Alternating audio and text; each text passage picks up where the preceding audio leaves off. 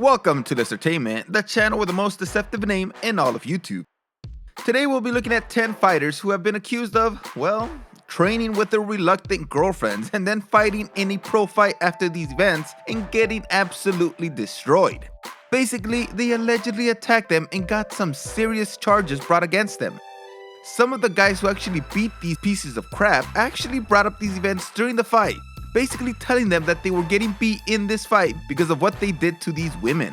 It's pretty awesome. If you happen to enjoy this video, please give it a like since the algorithm is a like slut. Also, please subscribe and turn on those notifications. Let's get started.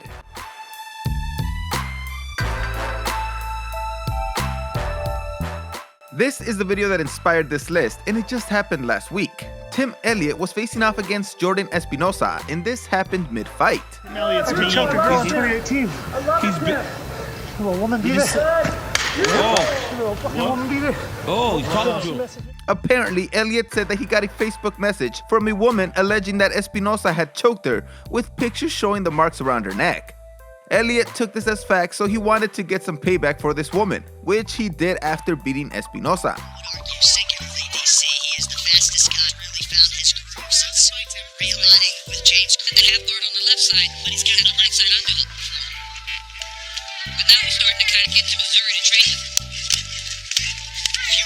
Elliot later said that this wasn't supposed to be heard by anyone, and it was supposed to be between the two fighters. But without crowds, we get to hear a ton of things we would never hear about before. Espinosa said that this was completely fake and reckless slander, so this story is unconfirmed. But if it's real, this defeat and call-out is very pleasing.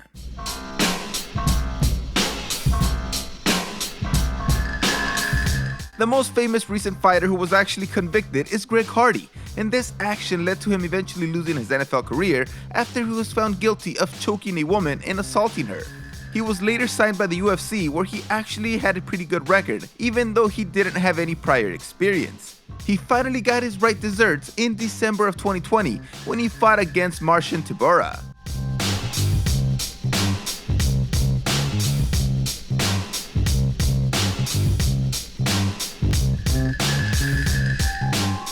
I hoped it would have been a straight up knockout, but it being a long drawn out process isn't that bad either.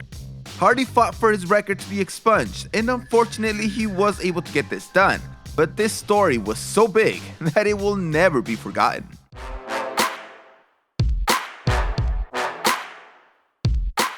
Marcus Brown has had 4 cases of domestic violence, with the most severe being when he grabbed and hit his ex-wife and also choked her. He was arrested and sentenced after a plea deal to 26 sessions of an intervention program, which is not enough. He was set to fight against Jean Pascal in 2019, where Pascal brought up his history by donning a wig during a promotional event. If I wear this, are you gonna promise the world? If I wear this and look like a woman, are you gonna promise the world that you're gonna knock me out like you used to do? Brown was promising to get the knockout, but him getting called out on national television and him not being able to do anything about it is freaking beautiful. Then, when he gets to the actual fight, he still can't do anything there either, and instead gets beat. I like how he moves swiftly to this. Whoa! Down goes Brown! Like that. Whoa! Big right by Pascal! Yeah. I was just about to. Oh man. Unfortunately, the fight ended because of an accidental headbutt, but Pascal was able to drop Brown multiple times in a thing of beauty. It was a great fight with a great outcome.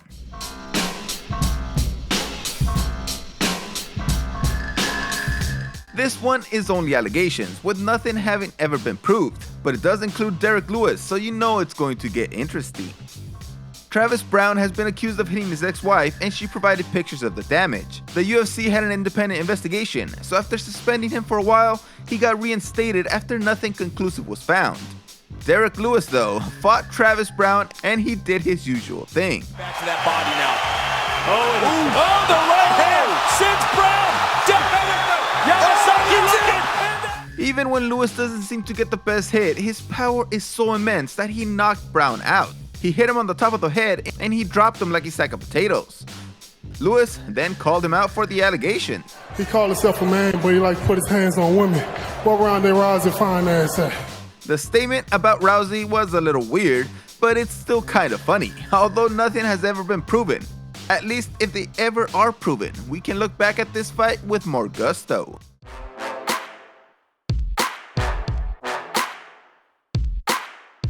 Alexander Emilianenko had some of the worst acts in this list when in 2014 he was accused of assaulting and R-wording his housekeeper even though he claimed it to be consensual.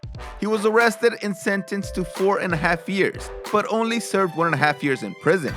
This guy returned to MMA and had a run of 5 straight wins before getting a draw and finally getting crushed by Magomed Ismailov last year. Around. What a nice left hand, right hand by Magomed Ismailov. Look what just happened here. How it's a history in the making. Apparently his brother has confirmed that he has spent time in jail before this, although Alexander denies it. So this guy has just been a terrible person throughout his life. This fight was brutal though, and I can't show you the ending because of the massive leaks he burst in this fight.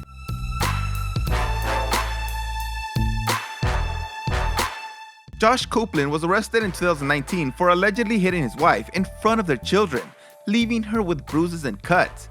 He pled guilty and was sentenced to only 2 years of probation, which is pretty insane. PFL then released him immediately after this, but he still fought again in 2019 with RCC where he lost the fight. The guy that beat him via unanimous decision is Anton Vyasajin. Нами это сейчас происходит. Ох, пропускает сейчас тяжелые удары Джош. Тем не менее, так оперся на колено американец. Unfortunately, it wasn't the loss that we would hope for, but he did get dominated for most of the fight. I can only dream of this fighter actually calling him out during the wrestling portion.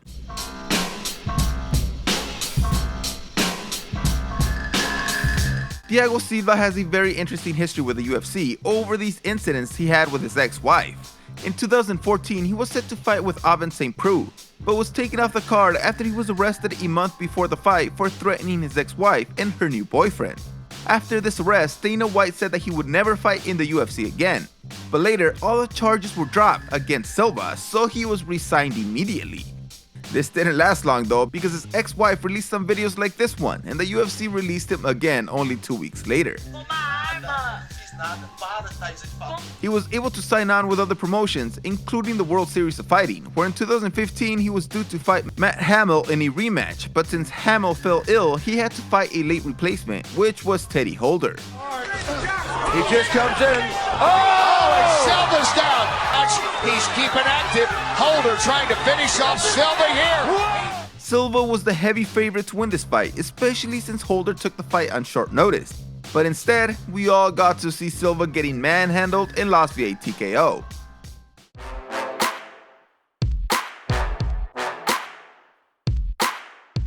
Will Choppa was cut from the UFC the night he was supposed to fight Diego Brandao back in 2014 because the UFC found out that he had been served with a bad conduct discharge from the Air Force and was also given 5 months of confinement for repeatedly assaulting and abusing his ex-wife in 2009. Here he is defending himself with the same woman who reported him, trying to minimize his actions. A little late, but yeah, I'm here with my ex-wife, my friend Ashley. He never should have been allowed to fight professionally again, but there are some terrible promotions that did allow him to fight, where he lost multiple times. But the fight where he really got what he deserved was when he fought against the amazing Max Holloway in 2014. One of those front sides, like a side kick. The youngster now, he's throwing it all. He is the punch to the body, the turning kick to the body, but it's not the flashiness that makes Max Holloway. It's the smart. Holloway is one of the greatest of all time, so he absolutely brutalized Choppa, doing what he does best, which is with his incredible striking ability. All of Holloway's fights are amazing, but I really enjoyed watching this fight a little more than the others. I wonder why.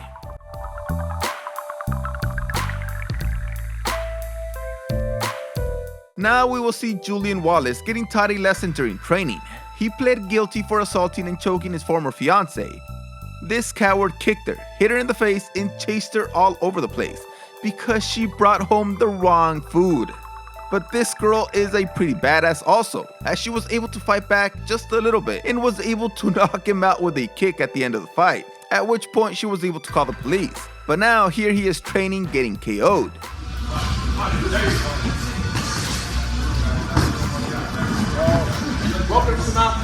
Okay, so he wasn't knocked out, but he did get caught with a solid punch that dropped him in training. The guy that dropped him was apparently Cody Garbrandt's 19-year-old cousin. Also, I don't know if this has anything to do with the past issues, but the other guy seemed to be pretty angry, so I'm just going to live in a dream where it was because of that reason.